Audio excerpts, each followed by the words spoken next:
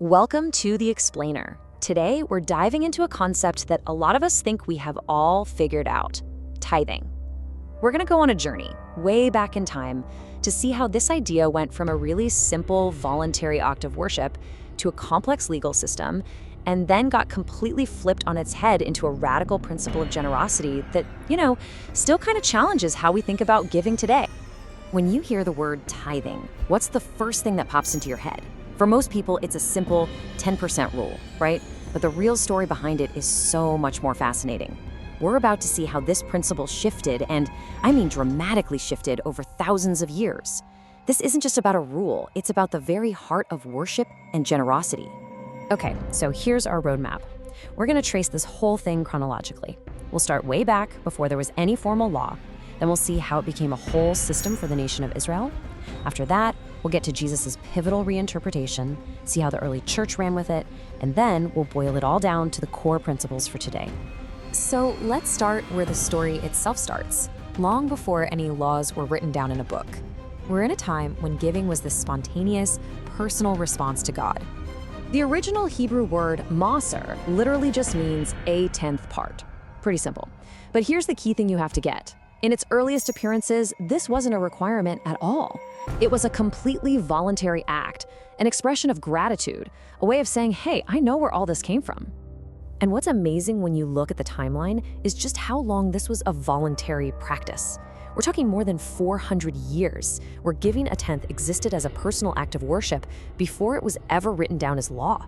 So this wasn't some brand new rule. It was the formalization of a really, really old tradition. The very first time a tithe is ever mentioned in the Bible is right here with Abraham. So he's just won this major military victory, and he gives a tenth of everything he's gained to this mysterious priest-king, Melchizedek. This wasn't a tax, it wasn't an obligation, it was a pure free will act of worship, his way of acknowledging God was the real reason for his victory. Fast forward about a century, and we see the exact same pattern with Abraham's grandson, Jacob. He has this powerful, personal encounter with God who promises to bless him. And how does Jacob respond? With a vow.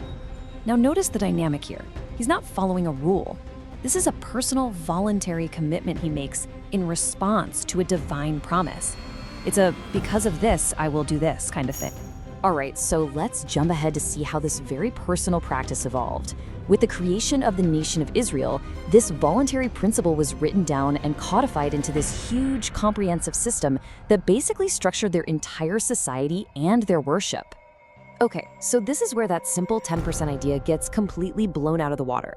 Under the law of Moses, there wasn't just one tithe. No, there were at least 3 of them. There was one to support the priests, another one to fund the big national festivals, and a third one every 3 years to take care of the poor. If you actually do the math, their giving was somewhere around 23% a year. So yeah, way more than a simple 10%. And it didn't even stop with the tithes. The law also laid out this incredibly detailed system of offerings for all different kinds of purposes. For atoning for sin, for dedicating yourself to God, for celebrating community. The point is, giving wasn't just some once-a-week thought. It was woven into the very fabric of their daily life. So this brings us to a really pivotal moment in the New Testament where Jesus comes on the scene and completely reframes the whole conversation. He doesn't get rid of the law, but he cuts right to the heart of it. And he shifts the focus from the outward action to the inner motive. In this famous confrontation, Jesus calls out the religious leaders of his day. And what's interesting is, he doesn't criticize them for tithing. Actually, he points out how precise they were. They were meticulously counting out a tenth of the tiniest little herbs from their gardens. But then he calls out the hypocrisy. They were so focused on these tiny details that they were totally ignoring the things that actually mattered, the weightier matters of the law, like justice, mercy, and faithfulness. And this, right here, is the key takeaway from that whole encounter. He tells them, you should have been focused on these core virtues without forgetting to give. His point wasn't stop giving. It was that the act of giving is totally meaningless if it isn't flowing from a heart of justice and mercy. The action and the attitude, they have to go together.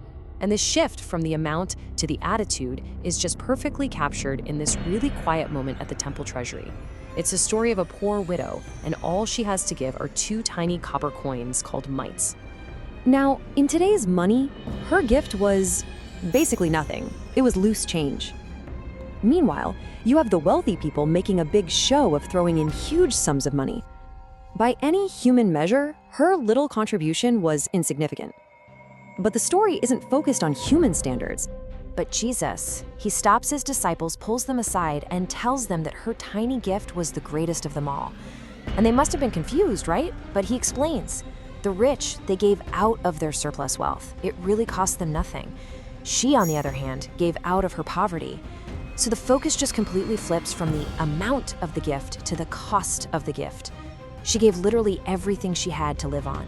It was a profound act of sacrifice and trust. So let's see how this played out in real life. How did the very first Christians take this new principle of sacrificial, heart-driven giving and actually put it into practice? What did this new culture of generosity look like? Well, you see incredible examples like this guy Barnabas. He wasn't sitting there with a calculator trying to figure out 10%. No, he saw a need in his community, went and sold a field that he owned, and gave all the money to the apostles.